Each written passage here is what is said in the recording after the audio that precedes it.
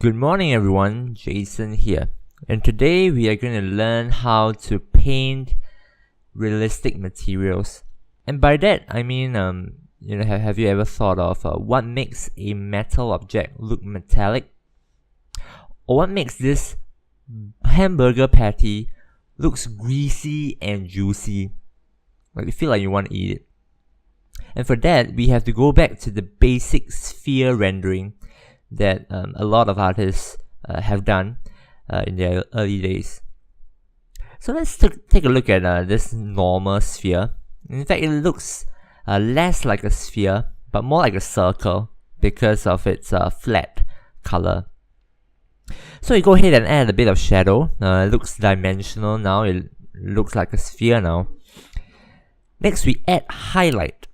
Now it looks like a smooth styrofoam surface. If you sharpen the highlight, it will look like a shiny surface.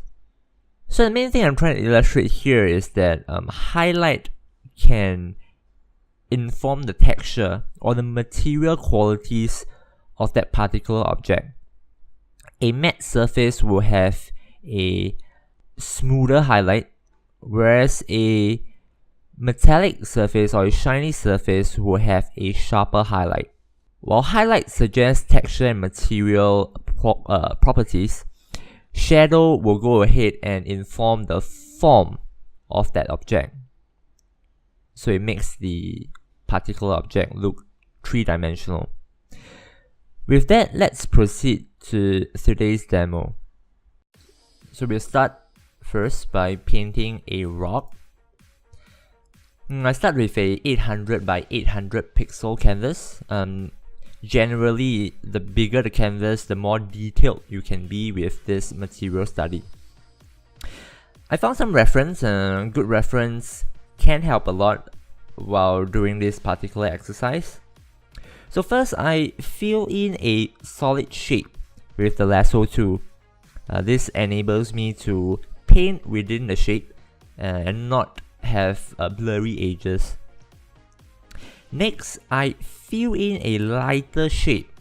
The same thing with a lasso tool, but this time I'm using a textured brush instead of just doing the Shift F5 method of filling.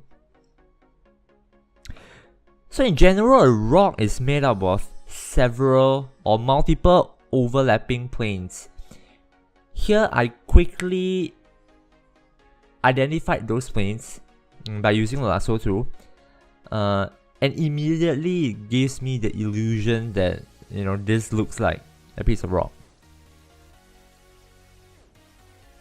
Now I'm basically roughing in the colors,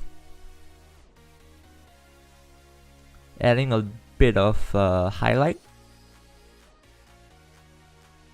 Over here, I'm dropping in a hint of green using the color blending mode, the layer blending mode.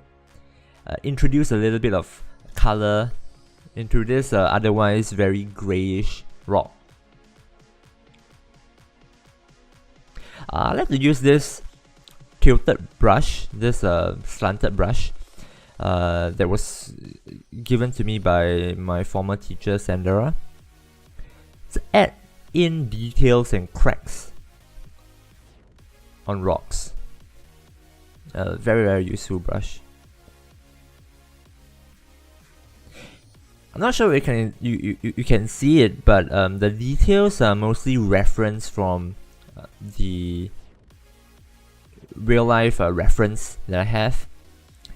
Now sometimes you might not find the appropriate reference, or it's difficult to find appropriate reference, but having the right reference is really very important, no matter whether you are painting rocks or trees, because it teaches you how that particular object interacts with light. So for rock, it's mostly a matte surface, meaning that the highlights should be quite dull.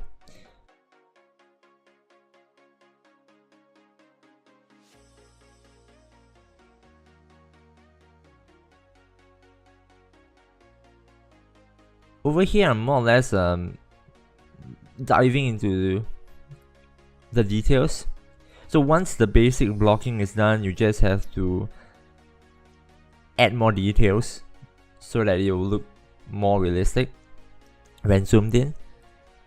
But as it is though, if you look at the zoomed out window at the top right corner, it already kind of looks like a real rock.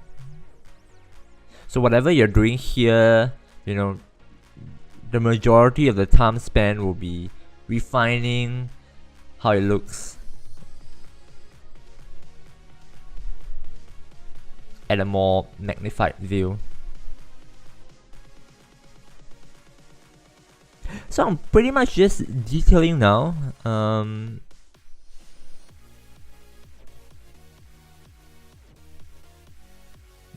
If you want to, you can skip to the next material. I'll just let the music play on.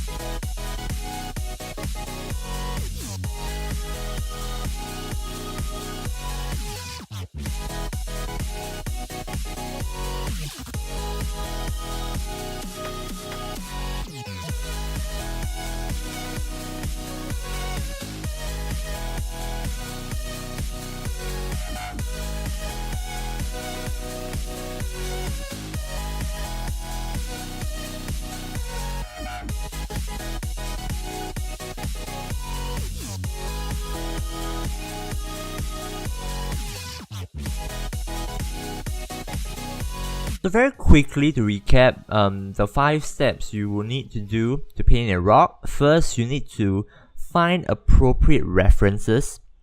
Second, fill in a solid shape with the lasso tool. Third, fill in a lighter shade.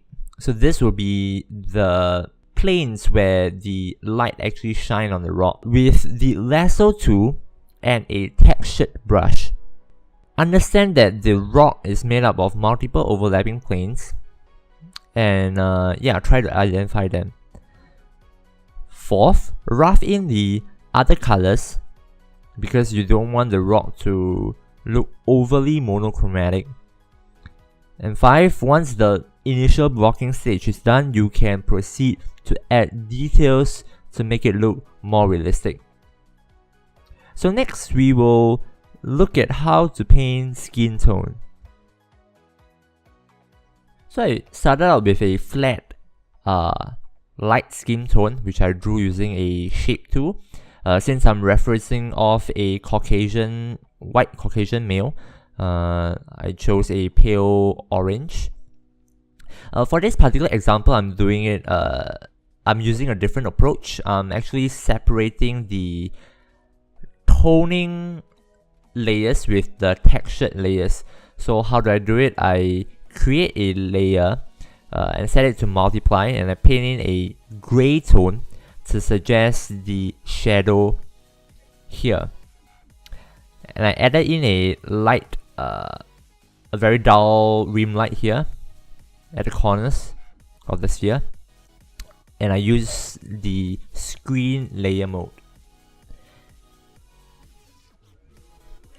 Next, I added in a hint of subsurface gathering with a color dodge layer using red to paint in the redness of the skin.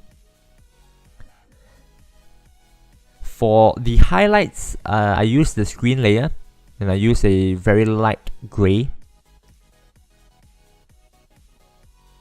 And for the ambient occlusion, same thing, I use the multiply layer.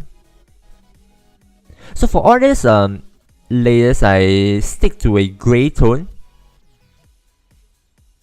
You will find out why in a moment. So I'm hiding all these toning layers and going back to the original one and to create a new layer above it, and I add in some hint of textures using a textured brush.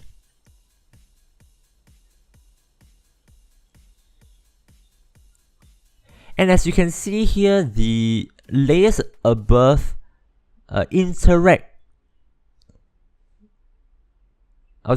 correctly with the textured layer.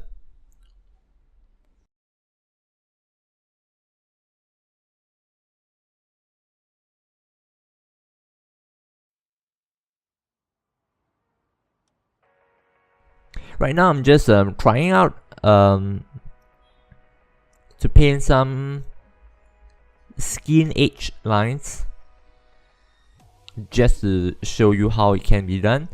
Basically I'm using a darker skin tone color to suggest the edge line. But basically this particular workflow process enables me to work on the texture of the skin and the shading of the skin separately. So at any given moment I can go back to tweak the textures. For example, let's say you're designing a human character, and then one day art director suddenly informs you that they're changing the design of the character and it's supposed to be an alien now. So it's a very easy step for you to go in and have some kind of hue saturation edit, or you can change the texture on the skin to make this particular character look more alien. So right now I'm trying to add in some blemishes, some acne on the skin, but I don't really like the end result, so I'm redoing it.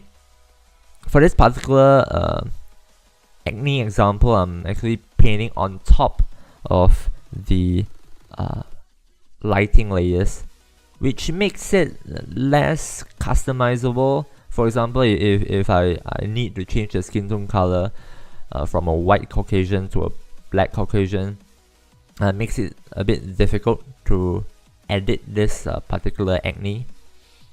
But just for demonstration purposes, I wanted to go beyond just a smooth skin tone and add in some objects of interest on the skin. So this is just a very basic example on how you can do convincing skin tone. The important takeaway message here is that for skin tone, beginners usually shade the shadow area with black So it makes the skin tone look very dull. Whereas in actual fact, the skin tone actually becomes a little bit redder in shadow. Finally, I lowered the brightness of the skin as it was looking a little bit too white for my liking. And I am done with the skin. Moving on to the next example. So for this next example, I want to try something different. For the previous demo, it was almost a one-for-one copy, meaning I found a rock, I just copied the rock. I found a skin tone, or I found a portrait photo, and I just copied that skin tone. But for this, I want to do something more custom. A lot of times when we are painting something, you cannot find the one-for-one reference.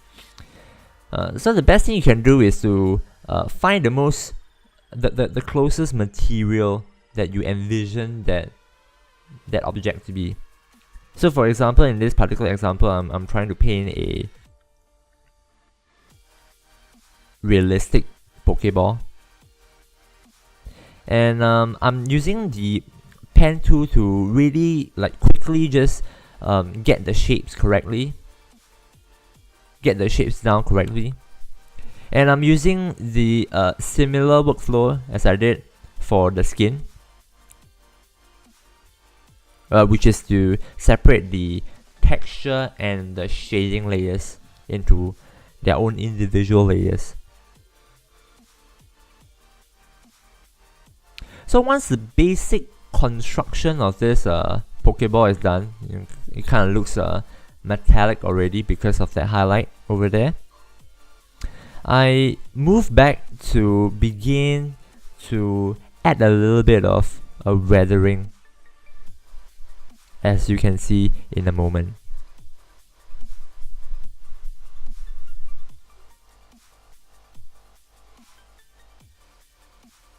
So trying to define the form here by adding shadows. I'm using a lot of layer styles to do this quickly for me. I don't need to go inside and hand paint. Yeah, so here I'm beginning to add a little bit of a weathering on the Pokeball. Usually when you talk about realistic art, in the real world, nothing looks completely new. That's one of the, I think, downfalls of early CG work. Everything looks very shiny, very polished. But in reality, when you use something, it should look used, slightly damaged. For example, if I ask you to paint your phone right now, it shouldn't look like a, for example, if you're using an iPhone, it shouldn't look like an iPhone ad, because you have used the phone for a while now. You should have your thumbprints, a little bit of dead skin cells on it. You should have a little bit of cracks, because you'll probably drop your phone at some point.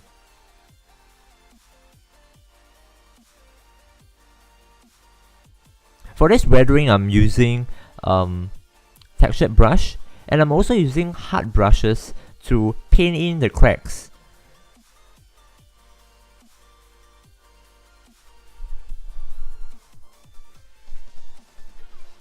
And for me, I really enjoy painting all these imperfections, because it kind of gives the object character. It's not just some generic Pokeball.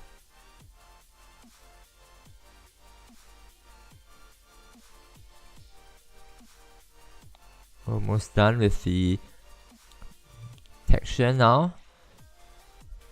So I felt that the lighting is not strong enough.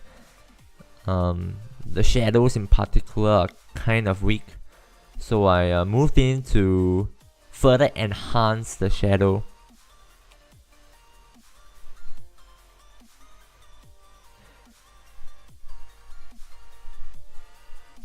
Next, I introduce a color dodge layer.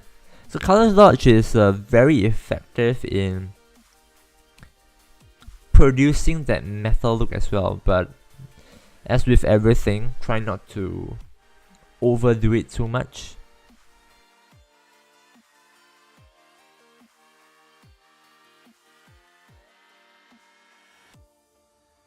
And now it's just like, man, you gotta have that time where you just like disconnect from the scene. Here I tried to change the shape of the highlight, but I think it didn't really work out. I prefer that almost anime style of exclamation mark highlight. Over here I'm adding a little bit of a reflection on the ground using a screen layer. And over here I'm just at this point I'm just messing around. I try to add in a little bit of a reflection from the environment.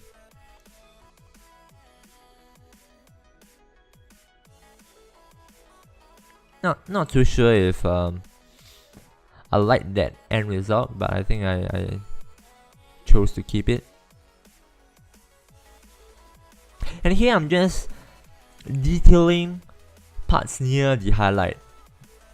As I mentioned, the details are most prominent near the highlight. And finally, I'm just doing a little bit of curve adjustments to increase the saturation.